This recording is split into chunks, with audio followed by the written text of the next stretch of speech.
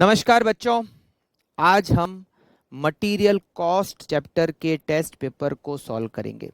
अगर आपके पास इसका टेस्ट पेपर नहीं है तो इसी वीडियो के डिस्क्रिप्शन बॉक्स से जाके आप इसके टेस्ट पेपर को डाउनलोड कर सकते हैं। तो चलिए स्टार्ट करते हैं। Test paper material cost chapter को सॉल्व करना। टोटल टेस्ट पेपर में 12 क्वेश्चन है, जिसमें फर्स्ट 4 क्वेश्चन हर क्वेश्चन 5 मार्क्स का है और उसके बाद में जो 8 क्वेश्चन है वो हर क्वेश्चन 10 मार्क्स का है। तो चलिए स्टार्ट करते हैं फर्स्ट क्वेश्चन से सॉल्व करना। क्वेश्चन नंबर फर्स्ट दे रखा है, about 50 items are required every day for a machine. Fix cost of ₹50 per order is incurred for placing an order. Inventory carrying cost is ₹0.02 per day. The lead period is 32 days. Compute EOQ and reorder level. आपको EOQ calculate करना है और reorder level को calculate करना है। First हम solve करते हैं EOQ। EOQ का फॉर्मूला क्या है? EOQ का फॉर्मूला है √2AB डिवाइडेड बाय C। इसमें A का मतलब होता है annual requirement of raw material. हमें फर्स्ट लाइन में एक दिन की रिक्वायरमेंट दे रखी है, तो हम इससे एनुअल रिक्वायरमेंट को कैलकुलेट कर लेते हैं। 50 items are required per day multiply by 365। 50 multiply by 365 it is 18250। B का मतलब होता है ordering cost per order which is given ₹50 per order. C का मतलब होता है carrying cost per unit per annum, but हमें क्वेश्चन में कैरिंग कॉस्ट पर डे दे रखी है, तो हम क्या करेंगे 0.02 multiply by 365 it is 7.30। Now we can calculate EOQ। EOQ equals to 2 multiply by 18250 multiply by 50 divided by 7.30।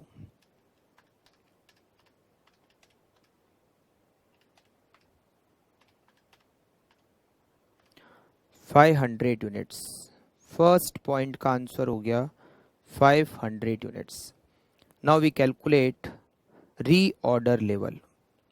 Reorder level का फॉर्मूला होता है maximum consumption rate multiply by maximum reorder period. Question में लीड पीरियड दे रखा है, lead period का मतलब होता है रीऑर्डर पीरियड। अब ये नहीं दे रखा कि ये मैक्सिमम है, मिनिमम है या एवरेज, तो हम इसी को मैक्सिमम एज्यूम करेंगे। फिर हमें रिक्वायर्ड है maximum consumption rate. Reorder period days में दिया हुआ है, तो हमें कंजम्पशन रेट भी पर डे लेनी होगी। फर्स्ट लाइन में दे रखा है we require every day 50 items and we assume that it is maximum consumption rate. Maximum के बारे में नहीं लिखा हुआ है, ये भी नहीं दे रखा है कि एवरेज है या मिनिमम है, तो हम इसको एज्यूम करेंगे कि ये मैक्सिमम है। तो फॉर्मूला होगा रीऑर्डर लेवल का maximum consumption rate multiply by maximum reorder period. Reorder period days में है, इसीलिए कंजम्पशन रेट भी डेज में होगी। Consumption rate per day is 50 and maximum reorder period is 32। It is 1600 unit answer. और ये हमने सॉल्व किया first question. Now second question. Second question दे रखा है reorder quantity of material X is 5000 kg। Reorder quantity दे रखी है। Maximum level 8000 kg। Minimum consumption is 50 kg per hour. It is given per hour. Minimum reorder period is 4 days. Daily working hours in the factory is 8 hours. एक दिन में 8 घंटे की working होती है और हम एक घंटे में 50 kg कंज्यूम करते हैं मिनिमम। तो अगर हमें minimum consumption per day calculate करना है तो हम कर सकते हैं 50 को 8 से मल्टीप्लाई करोगे तो आएगा 400 kg per day. It is minimum consumption rate per day. You are required to calculate the reorder level of material X. हमें रीऑर्डर लेवल को कैलकुलेट करना है. Maximum consumption, maximum reorder level का मैक्सिमम लेवल का formula क्या है? Question में हमें मैक्सिमम लेवल दे रखा है. मैक्सिमम लेवल का फॉर्मूला होता है reorder quantity plus reorder level minus minimum consumption rate multiply by minimum reorder period. Minimum reorder period, ये मैक्सिमम स्टॉक लेवल का फॉर्मूला है. Maximum level given in question 8000 kg. Reorder quantity also given in question 5000 kg. Reorder level हमें calculate करना है. Minimum consumption rate multiply by minimum reorder period. Minimum reorder period 4 days दे रखा है, तो minimum consumption rate reorder period days में, तो हमें consumption rate भी पर डे कैलकुलेट करनी होगी और वो भी मिनिमम. तो यहाँ दे रखा है minimum consumption 50 kg per hour और एक दिन में हम 8 घंटे काम करते हैं. एक घंटे में मिनिमम 50 kg रॉ मटेरियल हम कंज्यूम करते हैं. तो मिनिमम कंजम्पशन रेट क्या हो गई? 50 kg multiply by 8, 400 kg per day. That is minimum consumption rate per day. अब हम इसे रीऑर्डर लेवल को कैलकुलेट कर सकते हैं. 8000 equals to 5000 plus reorder level minus 1600. तो reorder level equals to 8000 minus 5000 plus 1600. Reorder level equals to 8000 minus 5000 plus 1600. It is 4600 kg answer. ठीक. Question number 3. The following information relating to a type of raw material is available. Annual demand 2000 unit. It is A. जब हम EOQ का formula apply करते हैं तो उसमें formula होता है √2AB डिवाइडेड बाय C. उसमें A का मतलब होता है annual requirement of raw metal that is given 2000 unit. Unit price 20 rupees. Ordering cost per order 20. It is B. Storage cost and interest rate. Storage cost carrying cost होती है, interest भी carrying cost होता है. इसका मतलब carrying cost है 10%. Lead time means reorder period half month. Calculate EOQ. आपको EOQ calculate करना है. And total annual inventory cost of the raw metal. और आपको टोटल कॉस्ट कैलकुलेट करना है. टोटल कॉस्ट में क्या क्या आता है? परचेज कॉस्ट, ऑर्डरिंग कॉस्ट और कैरिंग कॉस्ट. तो सबसे पहले तो हम EOQ को कैलकुलेट करते हैं. EOQ equals to √2AB divided by C. A हमें क्वेश्चन में दे रखा है 2000 यूनिट्स. बी का मतलब होता है ऑर्डरिंग कॉस्ट पर ऑर्डर, वो भी हमें क्वेश्चन में दे रखा है 20 rupees. C carrying cost per unit per annum. यहाँ कैरिंग कॉस्ट परसेंटेज में है जिसको हम परचेज प्राइस से मल्टीप्लाई करते हैं. What is purchase price? 20 का 10%. 10% कैसे आ गया? 2% स्टोरेज कॉस्ट, 8% इंटरेस्ट रेट, दोनों को टोटल करेंगे तो हो जाएगा 10%, ₹2. और हम इससे कैलकुलेट कर सकते हैं EOQ. 2 multiply bye 2000 multiply bye 20 divided by 2.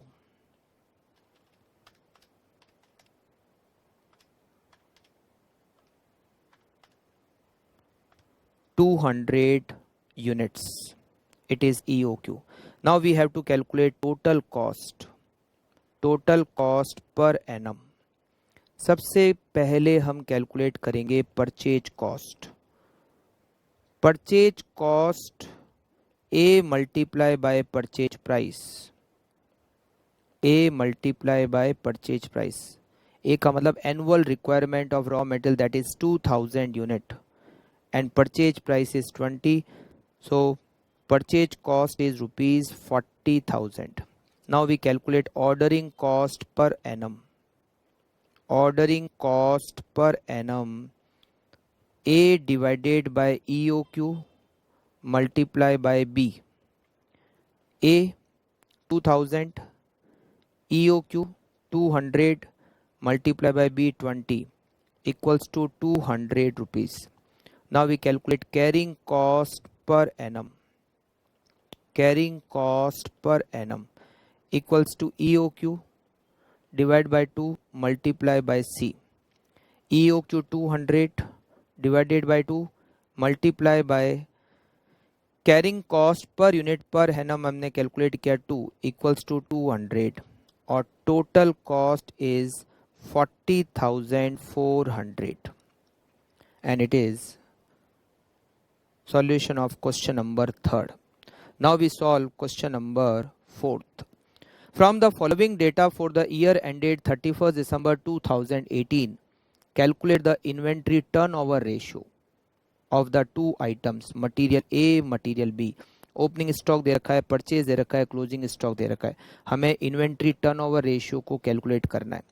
Inventory turnover ratio का फॉर्मूला क्या होता है?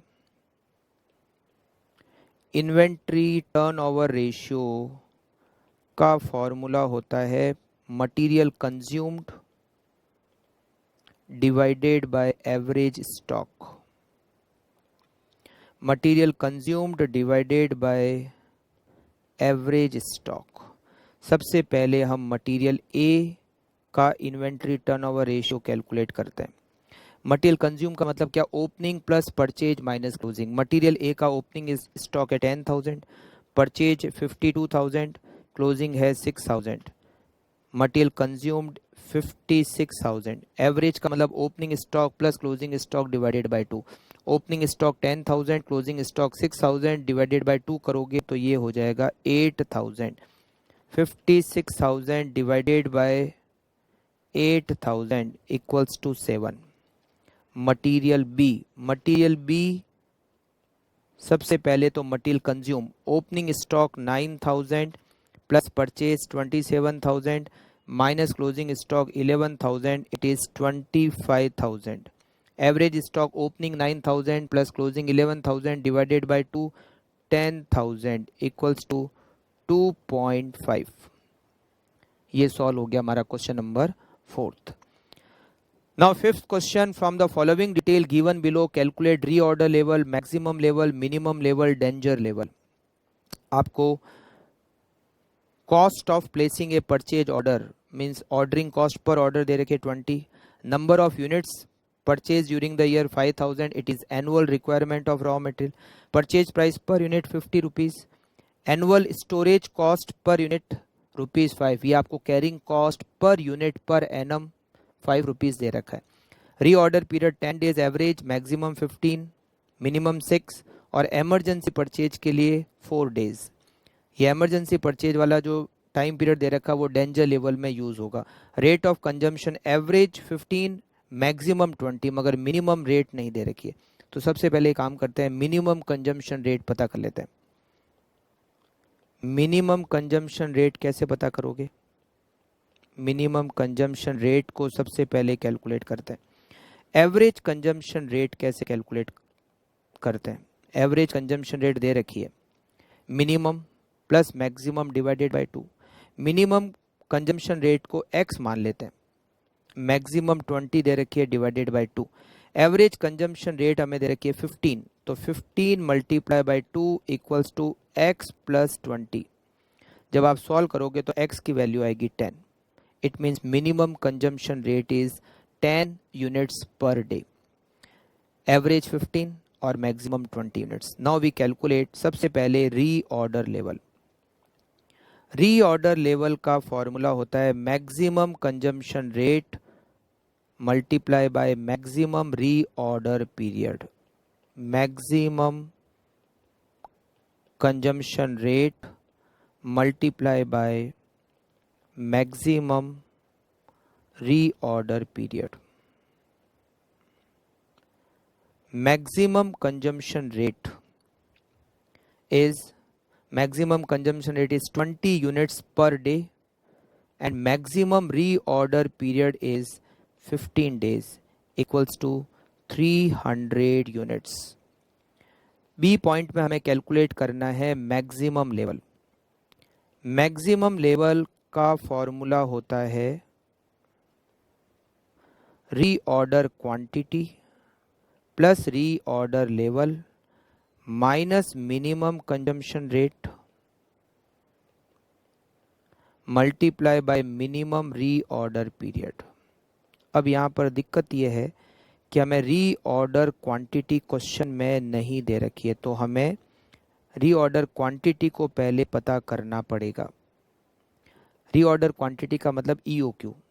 तो पहले हम रीऑर्डर क्वांटिटी को ही पता कर लेते हैं. √2AB divided by C. 2 multiply by annual requirement is 5000. Ordering cost per order is 20 rupees and carrying cost per unit per annum is given 5 rupees. So 2 multiply by 5000 multiply by 20 divided by 5 और इसका under root करोगे तो ये होगा 200 units. It is ROQ. Now we calculate maximum level. Maximum level equals to 200 plus ROL 300 हमने calculate किया अभी. Minimum consumption rate हमने कैलकुलेट किया था 10 units per day and minimum reorder period is 6 days multiply by 6. तो 500 minus 60 करोगे तो ये हो जाएगा 440 यूनिट्स आंसर. नेक्स्ट हम कैलकुलेट करते हैं तीसरा point, C point, minimum level. Minimum level का फॉर्मूला होता है minimum level equals to reorder level minus average consumption rate multiply by average reorder period. Reorder period. Reorder level. Reorder level हमने calculate किया A point में 300 units. Average consumption rate 15 दे रखा है और एवरेज रीऑर्डर पीरियड दे रखा है 10 डेज. तो मिनिमम लेवल होगा 150 यूनिट्स. नेक्स्ट कैलकुलेट करते हैं D point, danger level. Danger level का फॉर्मूला होता है average consumption rate multiply by reorder period for emergency purchase. Reorder period for emergency purchase.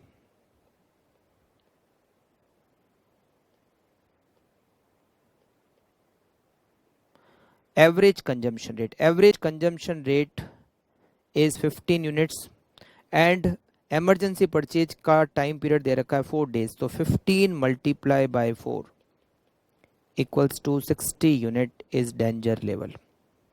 Okay, now we solve next question. Question number 6. Level stock limited provides you the following information. Reorder level दे रखा है 64,000, reorder quantity 40,000, minimum stock 34,000, maximum stock 94,000. Average reorder period is 2.5 days. The difference between maximum and minimum lead time means reorder period 3 days.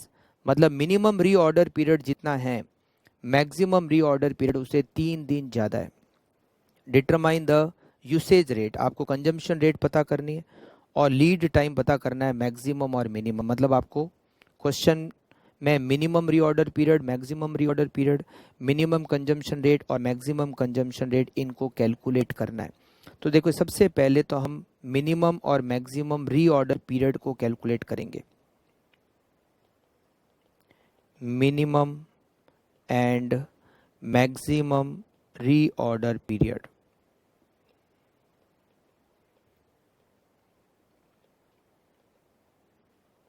सबसे पहले तो हम इसी को calculate करेंगे. यहाँ पर हमें एवरेज रीऑर्डर पीरियड दे रखा है.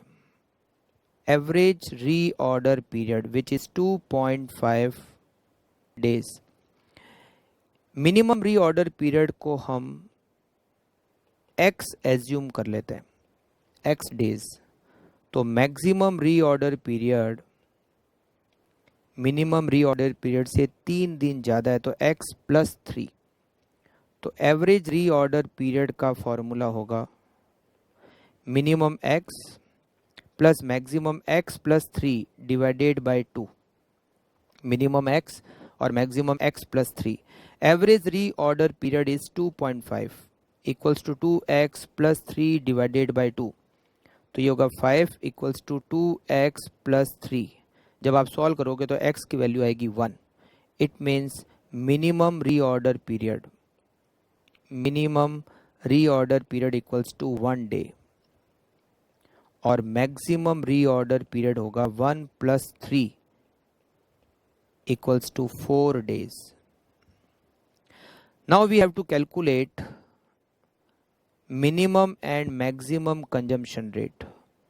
Minimum and maximum consumption rate.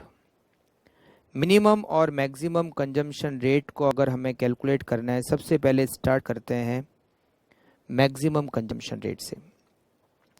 Maximum consumption rate को कैलकुलेट करते हैं रीऑर्डर लेवल के फॉर्मूले से। हम मैक्सिमम कंजम्पशन रेट को फाइंड आउट करेंगे। रीऑर्डर लेवल का फॉर्मूला होता है maximum consumption rate multiply by maximum reorder period.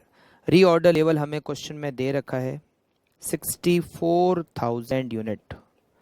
Maximum consumption rate हमें कैलकुलेट करना है और मैक्सिमम रीऑर्डर पीरियड हमने कैलकुलेट किया 4।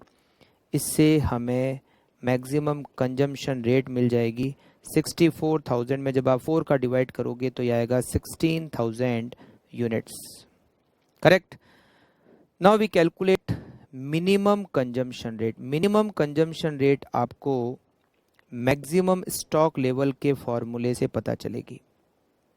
मैक्सिमम स्टॉक लेवल का फॉर्मूला क्या होता है? मैक्सिमम स्टॉक लेवल का फॉर्मूला होता है reorder quantity plus reorder level minus minimum consumption rate multiply by minimum reorder period. Minimum reorder period. Maximum stock level हमें क्वेश्चन में दे रखा है 94,000। Reorder quantity 40,000। Reorder level 64,000 minus minimum consumption rate, ये हमें पता करनी है और मिनिमम रीऑर्डर पीरियड हमें पता है 1। तो जब इसको सॉल्व करोगे तो मिनिमम कंजम्पशन रेट आपको मिल जाएगी। मिनिमम कंजम्पशन रेट होगी 10,000 यूनिट्स। और ये हमने सॉल्व कर लिया क्वेश्चन नंबर 6 को। Now we solve question number 7। G limited produce a product which has a monthly demand of 4,000 unit. ये जो 4,000 यूनिट्स है ये आउटपुट की डिमांड है monthly. The product require a component X which is purchase at ₹20। For every finished product, 1 unit of component is required. The ordering cost is ₹120 per order and the holding cost मतलब carrying cost is 10% per annum. You are required to calculate a point, आपको EOQ calculate करना है। If the minimum lot size to be supplied is 4,000 unit, what is the extra cost the company has to incur? What is the minimum carrying cost the company has to incur? सबसे पहले हम calculate करेंगे ए point को जिसमें हमें EOQ को calculate करना है। EOQ का फॉर्मूला होता है √2AB डिवाइडेड बाय C। सबसे पहले ए, फर्स्ट लाइन में दे रखा है कि हम एक प्रोडक्ट बनाते हैं जिसकी मंथली जो डिमांड है वो 4,000 मल्टीप्लाई बाय 12, 48,000 यूनिट उस प्रोडक्ट की डिमांड है। मगर ए का मतलब होता है annual requirement of raw material. 48,000 unit का तो हम करेंगे प्रोडक्शन, और एक यूनिट बनाने के लिए कंपोनेंट की जो रिक्वायरमेंट होती है वो भी एक यूनिट ही होती है। तो अगर हमें 48,000 यूनिट्स बनानी है तो हमें रॉ मटेरियल की रिक्वायरमेंट भी 48,000 यूनिट ही होगी। एक यूनिट बनाने के लिए रॉ मटेरियल की रिक्वायरमेंट भी एक यूनिट ही होती है। तो 48,000 यूनिट का हमें प्रोडक्शन करना है, तो हमें रॉ मटेरियल की रिक्वायरमेंट भी 48,000 यूनिट्स की है। ऑर्डरिंग कॉस्ट पर ऑर्डर यहाँ पर हमें 120 रुपीज़ दे रखी है, और कैरिंग कॉस्ट 10% है, जिसको हम परचेज प्राइस से मल्टीप्लाई करते हैं। Purchase price of raw material is 20, उसका 10% होता है ₹2। Now we can calculate EOQ। EOQ equals to 2 multiply by 48,000 multiply by 120 divided by 2।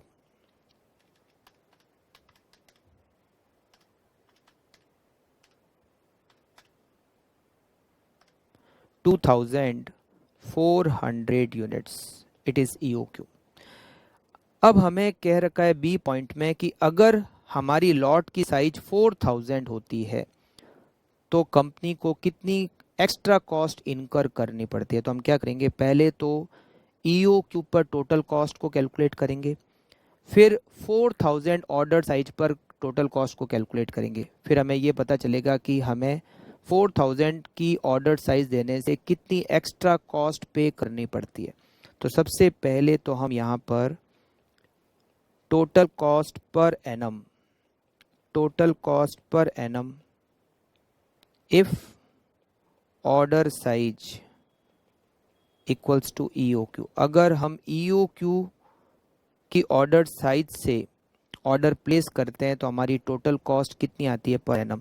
सबसे पहले परचेज कॉस्ट का फॉर्मूला होता है A multiply by purchase price.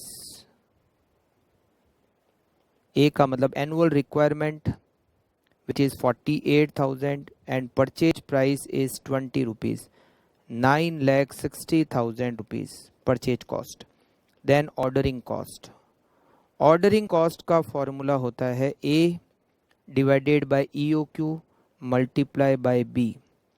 A is 48,000, EOQ हमने calculate किया 2,400 and B is 120 rupees। 48,000 divided by 2,400 multiplied by 120, it is 2,400। Then we calculate carrying cost। Carrying cost का formula होता है EOQ divided by 2 multiply by C। EOQ is 2,400 divided by 2 multiply by C है 2 rupees, ये होगा 2,400, और total cost होगी 9,64,800 as per EOQ। But if our ordered size is 4,000 units, total cost per annum, if order size equals to 4,000 units, अगर हमारी order की size 4,000 unit होती है तो हमारी टोटल कॉस्ट क्या होगी। सबसे पहले परचेज कॉस्ट A 48,000, प्राइस में कोई चेंज नहीं 20 rupees, so purchase cost is ₹9,60,000। Now ordering cost का फॉर्मूला अप्लाई करते हैं A 48,000 divided by EOQ, but अब EOQ की जगह पर हम ऑर्डर की साइज लेंगे 4,000 multiply by B 120। 48,000 divided by 4,000 multiplied by 120, it is 1,440। Then carrying cost का फॉर्मूला होता है EOQ की जगह पर हम ऑर्डर की साइज लेंगे 4,000 divided by 2 multiply by C। Carrying cost per unit per annum है 2 रुपीज़, तो ये आएगा 4,000 rupees. Total cost is 9,60,000 plus 1,440 plus 4,000, it is 9,65,440।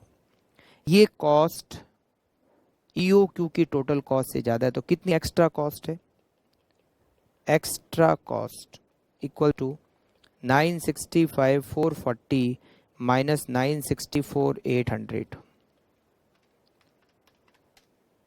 Extra cost is ₹640, correct. Point number C में हमें दे रखा है what is the minimum carrying cost. Minimum carrying cost वो होती है जो ईओक्यू पर कैरिंग कॉस्ट होती है। ईओक्यू पर कैरिंग कॉस्ट कितनी है? 2400। So minimum carrying cost equals to minimum carrying cost equals to ₹2400। Next question number 8. A company manufacture a product from a raw material which is purchased at ₹80 per kg. The company incur a handling cost ₹370 plus freight ₹380 per order. ये दोनों expenditure पर order है तो ये दोनों expenditure ordering cost होंगे। The incremental carrying cost of inventory of raw material is 0.25 kg per month. It is carrying cost. Per kg तो ठीक है बट पर मंथ है, मगर हमें रिक्वायर्ड है पर एनम, तो हम 0.25 को मल्टीप्लाई बाय 12 करेंगे तो ये पर एनम हो जाएगा ₹3। In addition the cost of working capital finance on the investment in inventory of raw material ₹12 per kg per annum. Working capital finance की कॉस्ट का मतलब इंटरेस्ट की कॉस्ट जो कि कैरिंग कॉस्ट होता है, तो ये कैरिंग कॉस्ट में ऐड हो जाएगा ₹12, तो ₹3 plus ₹12 carrying cost per kg per annum होगा ₹15। The annual production of the product is 1 lakh unit and 2.5 unit are obtained from 1 kg of raw material. 1 lakh unit का प्रोडक्शन करना है, 2.5 यूनिट्स बनाने के लिए 1 kg रॉ मटेरियल की requirement होती है। तो 1 लाख यूनिट्स बनाने के लिए 1 लाख डिवाइडेड बाय 2.5, हमें 40,000 kg रॉ मटेरियल की जरूरत होगी। वो हो जाएगा ए ईओक्यू के फॉर्मूले में जो एनुअल रिक्वायरमेंट होती है। Assume 360 days in a year required. आपको ईओक्यू कैलकुलेट करना है तो सबसे पहले हम स्टार्ट करते हैं ईओक्यू। ईओक्यू का फॉर्मूला होता है √2AB डिवाइडेड बाय सी। सबसे पहले ए कैलकुलेट करते हैं। हमें टोटल 1 लाख यूनिट का प्रोडक्शन करना है और 2.5 यूनिट बनाने के लिए 1 kg रॉ मटेरियल की रिक्वायरमेंट है। तो 1 लाख यूनिट्स बनाने के लिए हमें टोटल 40,000 kg रॉ मटेरियल की रिक्वायरमेंट होगी। Ordering cost per order 370 plus 380, ₹750 is ordering cost per order. Carrying cost per unit per annum, यहाँ पर रॉ मटेरियल किलोग्राम में, तो पर केजी पर एनम। 25 पैसा कैरिंग कॉस्ट दे रखी है बट ये पर मंथ दे रखी है, इसको 12 से मल्टीप्लाई करना पड़ेगा और उसमें इंटरेस्ट की जो कॉस्ट दे रखी है ₹12 पर केजी पर एनम वो ऐड करना होगा।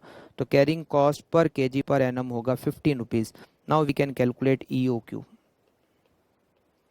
2 मल्टीप्लाई बाय 40,000 मल्टीप्लाई बाय 750, इसमें डिवाइड करेंगे 15 का। 2 multiply by 40,000 multiply by 750 divided by 15 और इसका अंडर रूट करोगे तो ये होगा 2000 kg। Point number B, advise how frequently should order for placement be place. Means हमें कितने कितने टाइम से ऑर्डर प्लेस करना है।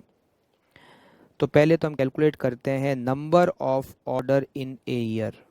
Number of order in a year, total हमें 40,000 kg रॉ मटेरियल की रिक्वायरमेंट है और हम एक ऑर्डर में 2000 kg परचेज करेंगे। इट मीन्स हमें पूरे एक साल में 20 ऑर्डर प्लेस करने होंगे। 20 ऑर्डर 360 डेज में।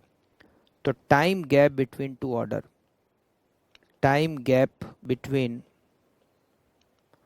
To order 360 divided by 20 equals to 18 days. It means हमें हर 18 दिन में एक ऑर्डर प्लेस करना है। ये बी पॉइंट का आंसर हो गया। Now point number C. Point number C देखा, if the company propose to rationalise placement of order on quarterly basis. अगर कंपनी क्वार्टरली बेसिस पर ऑर्डर देना चाहती है, क्वार्टरली बेसिस पर ऑर्डर देने का मतलब है साल में 4 ऑर्डर, हमें total 40,000 kg raw material required है। 4 ऑर्डर का मतलब हुआ एक ऑर्डर की साइज 10,000 kg। अगर कंपनी 10,000 kg का ऑर्डर प्लेस करना चाहती है, ईओक्यू हमारा है 2000 kg बट कंपनी ऑर्डर की साइज को 10,000 kg करना चाहती है, तो बताओ what percentage of discount in the price of material be negotiated. तो मटेरियल में हमें कितना परसेंटेज डिस्काउंट मिलना चाहिए जिससे कि हमारी कॉस्ट ईओक्यू की कॉस्ट के बराबर हो जाए।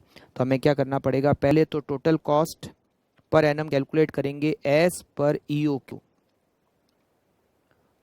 total cost per annum if order size equals to EOQ। अगर हमारी ऑर्डर की साइज EOQ होती है तो टोटल कॉस्ट क्या होगी? सबसे पहले परचेज कॉस्ट फॉर्मूला होता है A multiply by purchase price. ए है 40,000 एंड परचेज प्राइस इज, सबसे फर्स्ट लाइन में दे रखा है 80 रुपीज पर केजी, तो 40,000 multiply by 80, it is 32 lakh।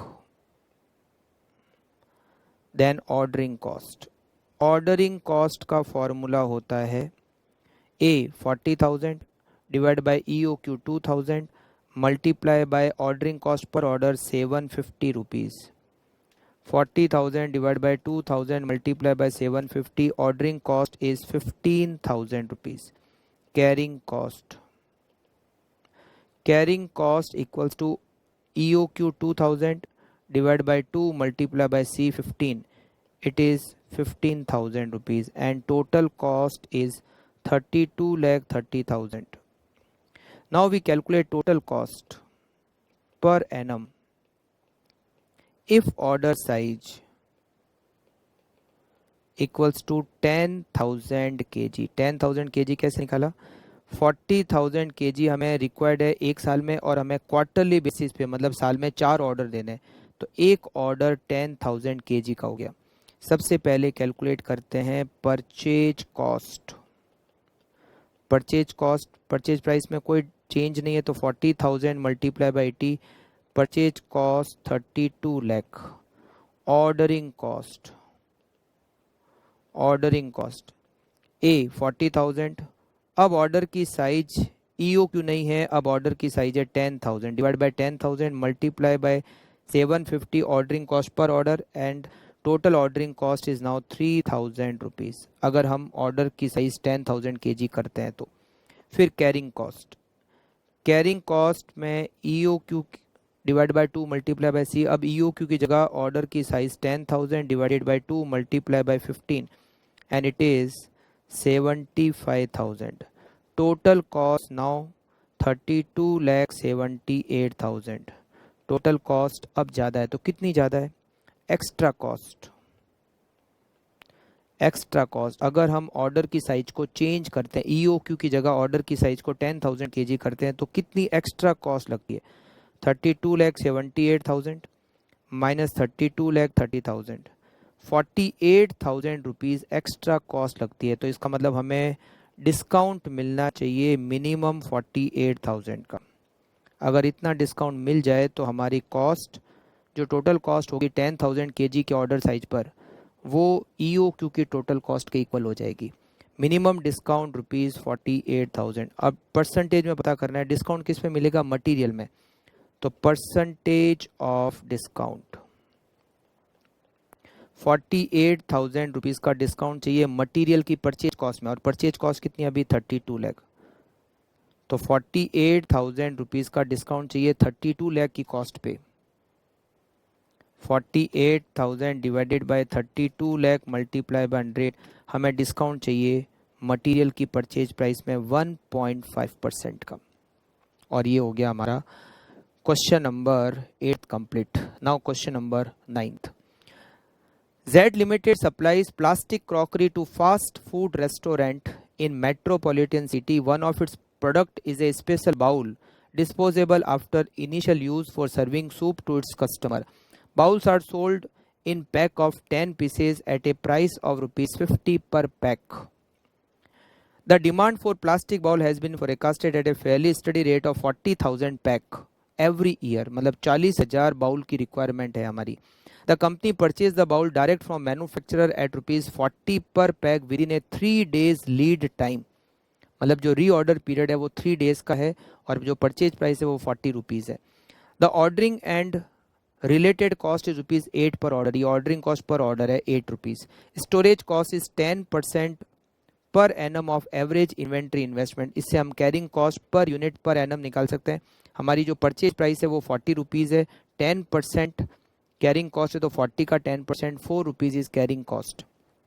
Calculate EOQ। सबसे पहले हमें EOQ को कैलकुलेट करना है। EOQ equals to √2AB divided by C। सबसे पहले हम कैलकुलेट करते हैं A को। हमारी रिक्वायरमेंट है 40,000 units per annum. Ordering cost per order which is 8 rupees and carrying cost 40 rupees. Purchase price उसका 10% होता है ₹4। Now we can calculate EOQ। 2 multiply by 40,000 multiply by 8 divided by 4। 2 multiply by 40,000 multiply by 8 divided by 4। इसका under root करेंगे तो ये हो गया 400 units. Economic order quantity is 400 units. ये ए पॉइंट को सॉल्व किया। B, number of orders required per annum. एक साल में हमें कितने ऑर्डर प्लेस करने पड़ेंगे। सबसे लास्ट में लिखा हुआ है 360 वर्किंग डेज एज्यूम करना है। ठीक है, तो सबसे पहले तो नंबर ऑफ ऑर्डर कैलकुलेट करते हैं, एक साल में कितने होंगे। वैसे इस पॉइंट में number of order he calculate करने हमें। Number of order per annum 40,000 की रिक्वायरमेंट है और एक ऑर्डर में 400 यूनिट्स। 40,000 डिवाइडेड बाय 400, हमें एक साल में 100 ऑर्डर प्लेस करने होंगे। C point, calculate the total cost of ordering and storage bowl for the year. आपको ऑर्डरिंग कॉस्ट पर एनम और कैरिंग कॉस्ट पर एनम को कैलकुलेट करना है। तो सबसे पहले हम कैलकुलेट करते हैं ordering cost per annum. Ordering cost per annum का फॉर्मूला है A divided by EOQ multiply by B। A इसमें है 40,000, EOQ इसमें है 400 मल्टीप्लाई बाय B है इसमें 8 rupees. 40,000 divided by 400 multiply by 8, ordering cost is ₹800 and the carrying cost per annum equals to EOQ divided by 2 multiply by C। EOQ is 400 divided by 2 multiply by 4 equals to ₹800 और ये दोनों cost मिलकर per annum हो गई 1600। Correct. इसके बाद में calculate करते हैं इसका फोर्थ पॉइंट। डी पॉइंट दे रखा है determine when should the next order be place. हमें नेक्स्ट ऑर्डर कब प्लेस करना है। Assuming that the company does maintain a safety stock and the present inventory level is 333 packs with a year of 360 working days. अभी हमारा जो stock है वो 333 units है। हमें अगला ऑर्डर कब प्लेस करना है। हम जब ऑर्डर प्लेस करते हैं तो हमें मटेरियल आने में 3 दिन का टाइम लगता है, राइट। तो इसका मतलब है जब हमारा स्टॉक 3 दिन जितना हो तब हमें ऑर्डर प्लेस करना है, राइट। तो इस कैलकुलेट करते हैं हमें अगला ऑर्डर कब प्लेस करना है। ठीक है, तो हमारी पर डे की रिक्वायरमेंट कितनी है। कंजम्पशन पर डे 40,000 हमें पर एनम रिक्वायरमेंट है divided bye 360। 40,000 divided by 360, every day we require 111 units, 111 units, right। हमारे पास स्टॉक है 333 यूनिट्स का। तो जो हमारे पास प्रेजेंट स्टॉक है वो कितने दिन के लिए सफिशिएंट है। Present stock equals to 333 units. It is sufficient for 333 divided by 111, it is sufficient for 3 days। Our reorder period is 3 days। इसका मतलब हमारे पास अभी जो स्टॉक है वो 3 दिन जितना है और मटेरियल आने में भी 3 दिन का टाइम लगेगा। इट मीन्स हमें इमीडिएटली ऑर्डर प्लेस कर देना चाहिए। Company should immediately place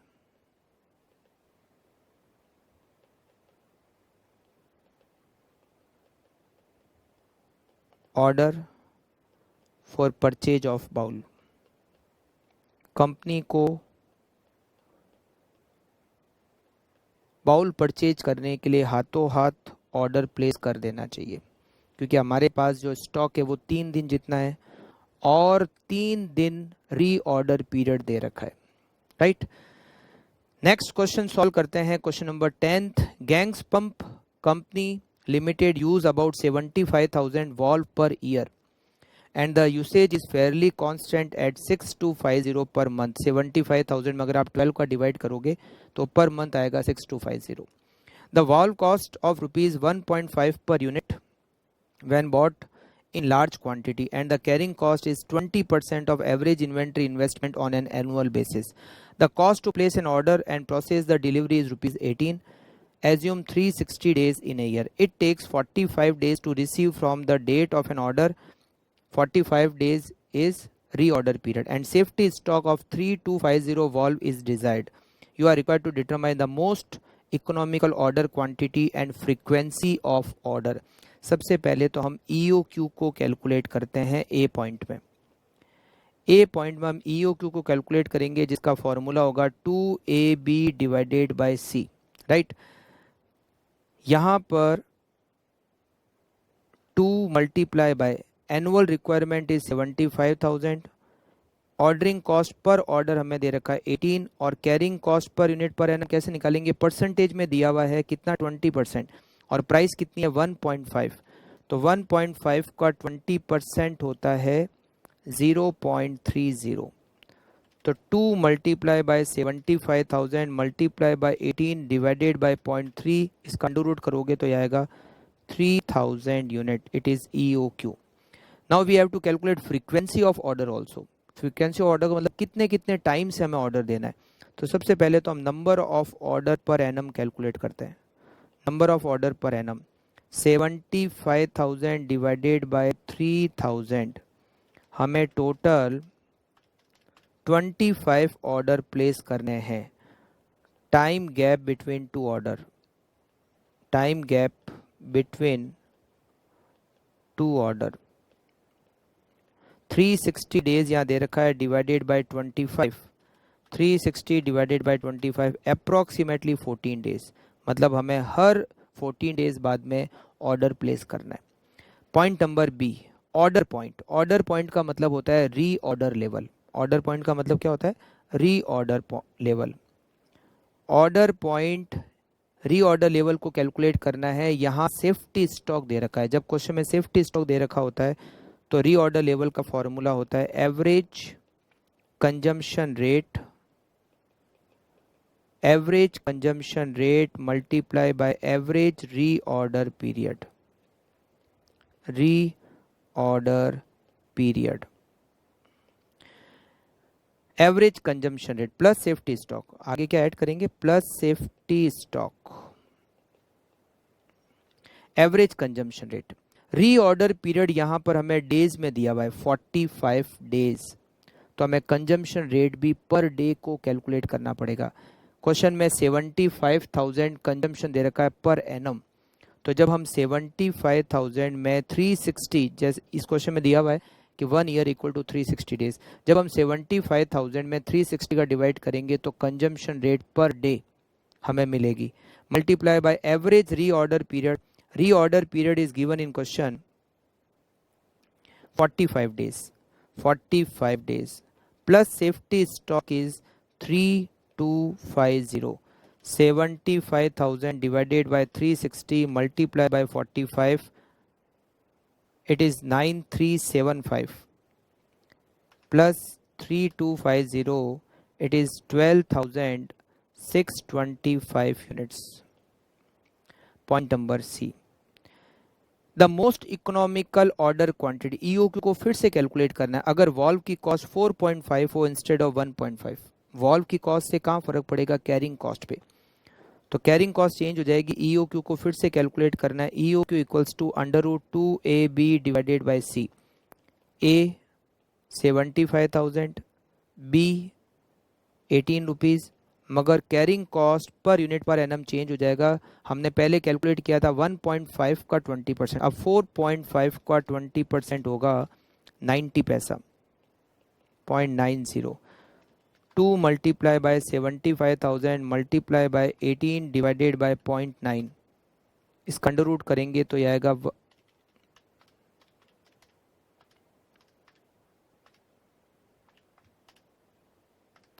1732 units. और ये हमारा सॉल्व हो गया question number 10th। Now we solve question number 11th। An invoice in respect of a consignment of chemical A and B provides the following information. Chemical A हमने purchase किया 10,000 kg at the rate ₹10 पर kg 1 lakh rupees.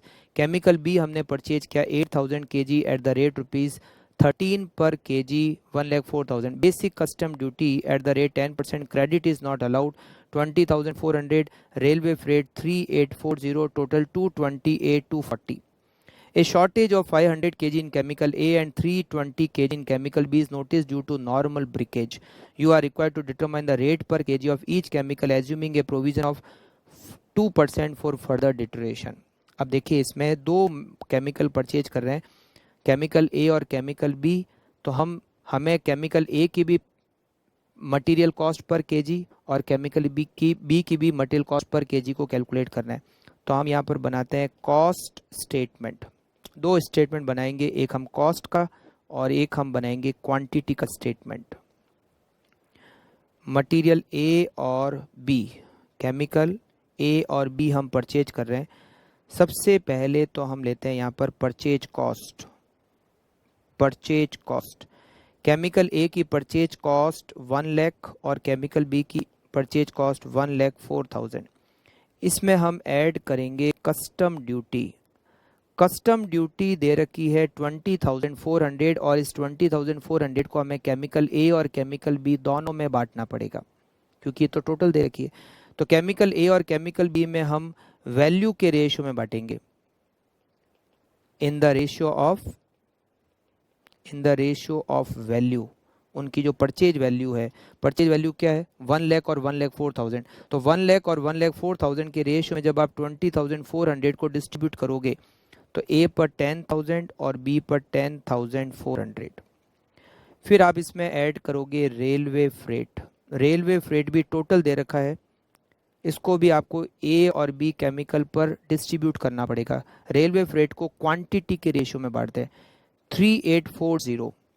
3840 को आप ए और B में 10 और 8 के ratio में बांटोगे, क्वांटिटी के रेशियो में बांटोगे, क्वांटिटी का रेशियो।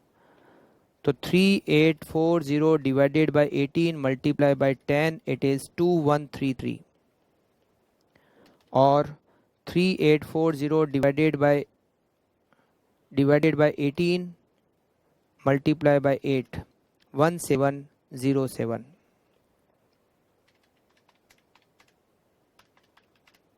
करेक्ट। ये हमने कॉस्ट का डिस्ट्रीब्यूशन तो कर दिया और इसके अलावा कोई और एक्सपेंडिचर नहीं है, तो टोटल कॉस्ट।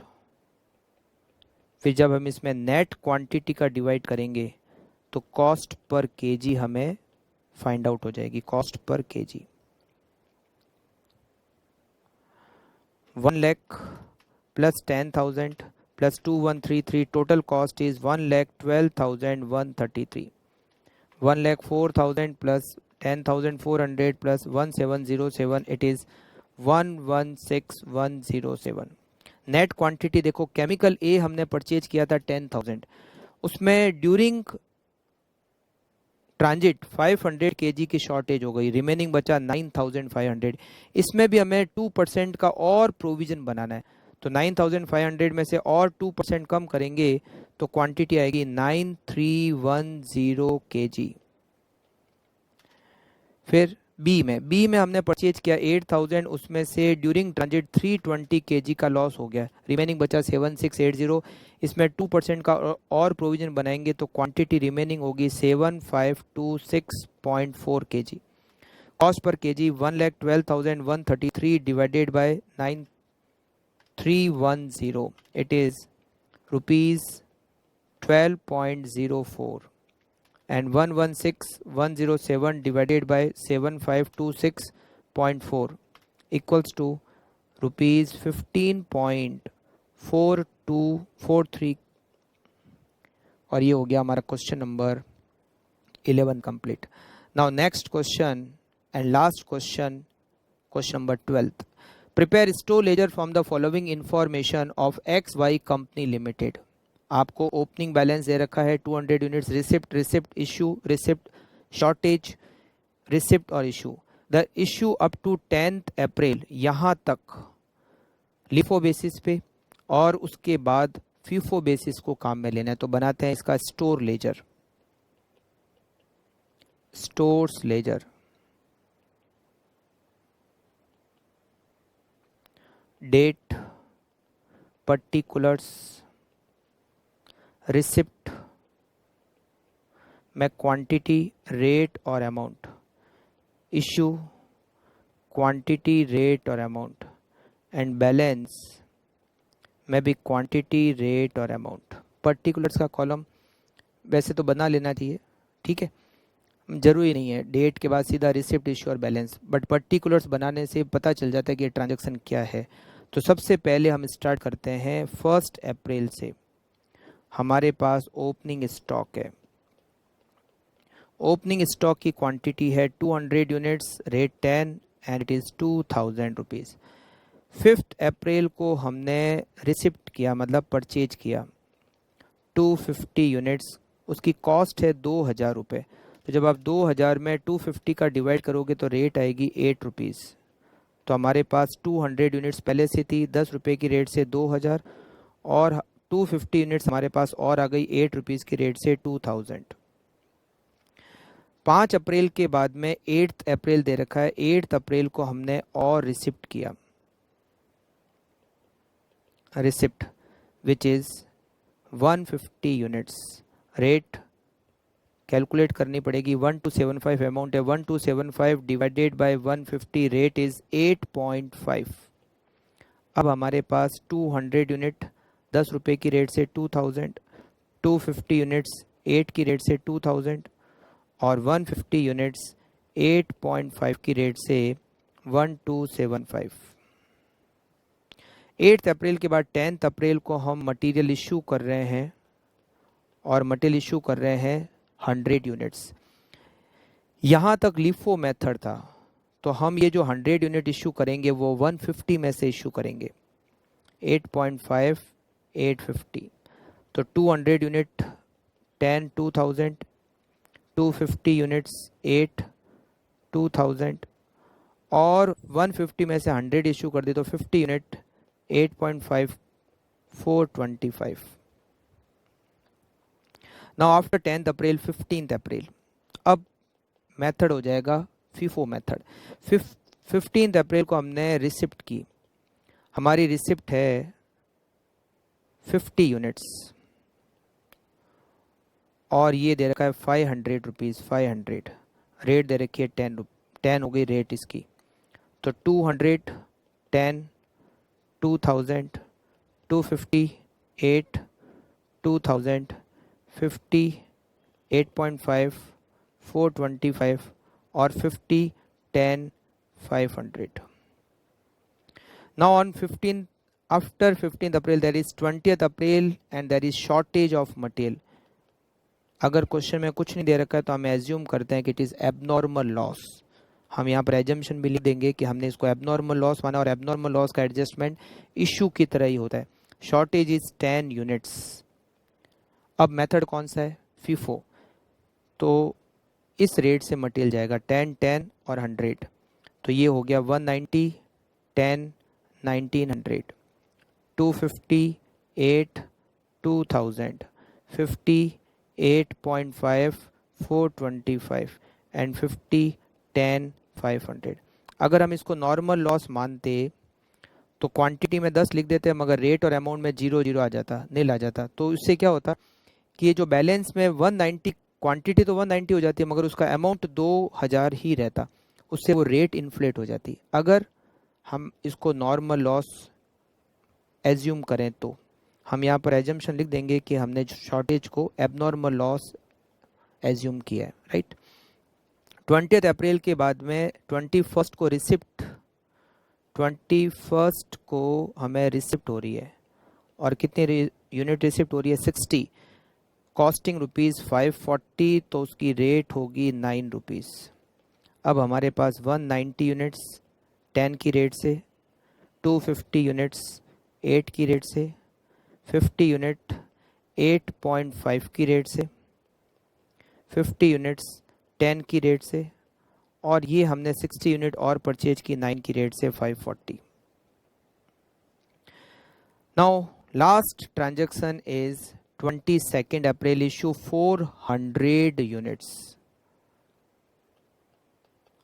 Issue 400 units. तो फीफो मेथड है, तो पहले तो हम 190 यूनिट को इशू करेंगे 10 के हिसाब से 1900, और रिमेनिंग 210 यूनिट हम 8 रुपीज़ के हिसाब से इशू करेंगे. 210 मल्टीप्लाई बाई 8 1680. तो ये वाला स्टॉक तो ख़त्म हो गया. 250 में से भी 210 इशू कर दिया, तो रिमेनिंग बचा 40. 8 के हिसाब से 320, 50 8.5 के हिसाब से 425, 50 10 के हिसाब से 500, और 60 9 के हिसाब से 540. और यहाँ पर हम लिख देंगे लास्ट में जाके एजम्पशन.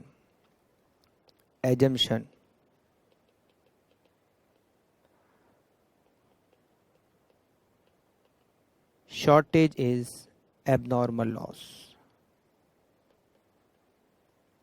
करेक्ट.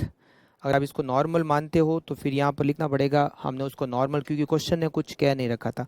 अगर नॉर्मल मानते हो तो यहाँ एजम्पशन में लिखना पड़ेगा शॉर्टेज इज नॉर्मल लॉस. फिर आपको जैसा भी मैंने आपको बताया कि क्या एडजस्टमेंट करना है, अमाउंट को वही रखना है, क्वांटिटी कम करोगे तो रेट इन्फ्लेट हो जाएगी. ठीक है, ये हमारा सॉल्व हो गया मटेरियल का टेस्ट पेपर. मिलते हैं नेक्स्ट चैप्टर में. Okay, thank you, bye bye.